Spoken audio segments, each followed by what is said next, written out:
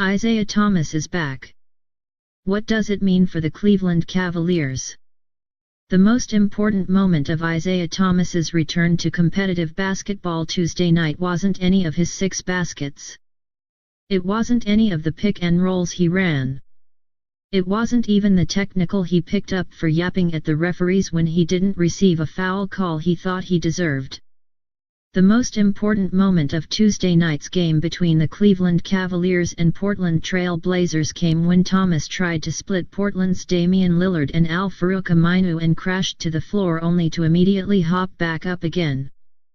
Over the past several months, as Thomas has diligently rehabbed his injured hip and waited to make his Cleveland debut, no amount of controlled workouts before games or at the team's practice facility was going to simulate how Thomas's body would hold up under the rigors of NBA competition, when the opposition is going full speed with the intent to stop him. So the fact Thomas showed no ill effects of that spill, not to mention the one he took following an N1 layup a few minutes later, made his opening act as a member of the Cavaliers an unqualified success, with Cleveland's 127-110 victory serving as icing on the cake. Thomas's final line: 16 points on 6 for 12 shooting overall and 2 for 7 from three-point range in 18 minutes is irrelevant. So, too, is the fact Thomas won't be playing in Boston on Wednesday night, as Cleveland makes its first of 2 visits to Boston's TD Garden this regular season. It's a short-term disappointment from a narrative perspective, but unquestionably the right decision not to subject him to that kind of stress and intensity so soon after coming back. But with a successful debut behind him and with an expected return to the starting lineup coming Saturday in Orlando, the focus now shifts from the anticipation of what Thomas would look like when he finally returned to what Cleveland will look like now that he has. The truth is, for as good as Thomas is as a player, the benefit he'll provide to Cleveland is less than what he would bring to most teams.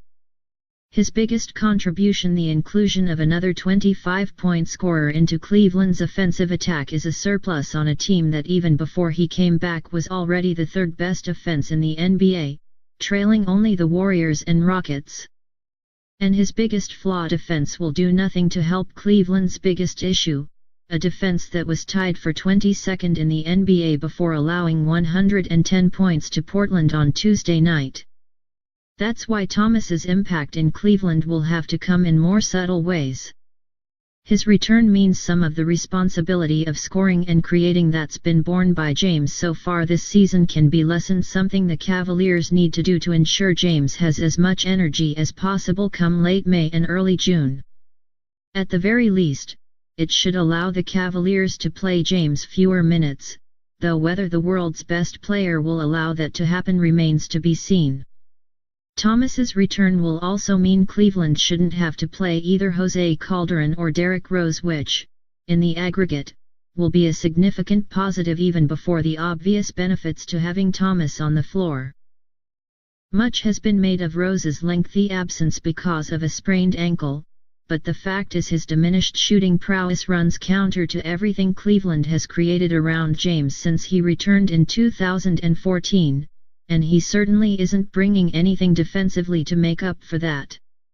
Ultimately, what Thomas does is increase Cleveland's margin for error.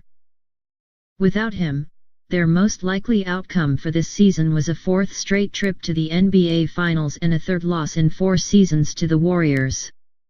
With him, their most likely outcome remains the same, only now the gap between the Cavaliers and the rest of the East is bigger and the distance between Cleveland and Golden State shrinks only slightly. After all, Thomas isn't going to help Cleveland slow down Golden State, and there isn't a team in the league that can keep up with them offensively. And a healthy Thomas also potentially gives Cleveland options this summer when the Cavaliers will have some big decisions to make. With free agency looming for Thomas, a free agency that he's been waiting for to be properly compensated for his jump from solid player to genuine NBA star, the next few months will be crucial for him to re-establish himself as a player worthy of a massive payday after all of the doubts about the state of his hip over the past few months. Those months also will be crucial for Cleveland to evaluate Thomas.